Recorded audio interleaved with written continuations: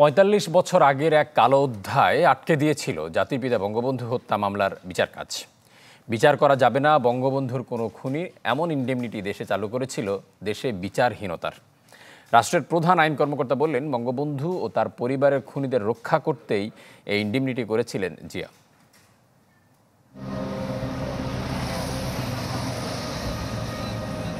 ১৯৭৫-এর ১৫ August, সেদিন ভোরবেলা বঙ্গবন্ধু শেখ মুজিবের ৩২ নম্বর ধানমন্ডির বাড়িতে হামলা করে সেনাবাহিনীর কয়েকজন বিপথগামী সদস্য।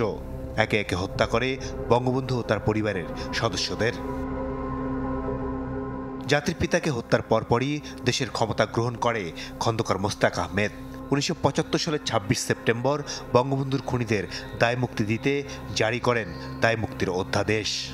পরে ১৯৭৯ সালের ৯ জুলাই জিয়াউর রহমান বঙ্গবন্ধুর খুনিদের দায়মুক্তি ও তাদের বিচার করা যাবে না এই মর্মে সংসদে সেই কালো অধ্যাদেশকে আইনে পরিণত করেন।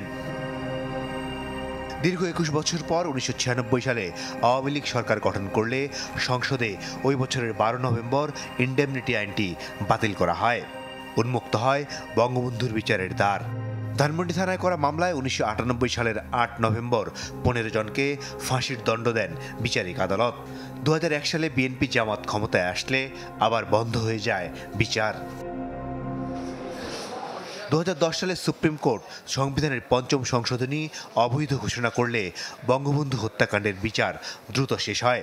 পরে আপিল শুনানি শেষে বহাল রাখা হয় ১২ আসামির মৃত্যুদণ্ডের রায়। বঙ্গবন্ধুর খুনিদের বাঁচাতে এভাবে রাষ্ট্র কাঠামোকে ব্যবহার বিচার বিভাগের এক কালো অধ্যায় বলে অভিহিত করলেন অ্যাটর্নি জেনারেল।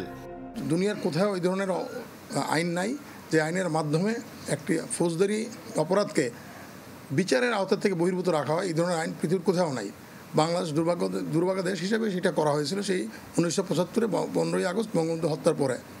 পরবর্তীতে এটা যখন সংসদে জিয়া রহমানের সময় যখন ৫ম সংশোধনী পাশ করা হয়, এটাকেও আইনে তারা রূপান্তরিত করে। ইনডেমনিটি অধ্যাদেশ বাতিল করে বিচার করা হলেও বঙ্গবন্ধুর আত্মস্বীকৃত খুনি কর্নেল ডালিম, মেজর রশিদ, মেজর নূর, আব্দুর রশিদ ও মুসলিম উদ্দিনকে দেশে ফিরিয়ে শাস্তি কার্যকর করা যায়নি।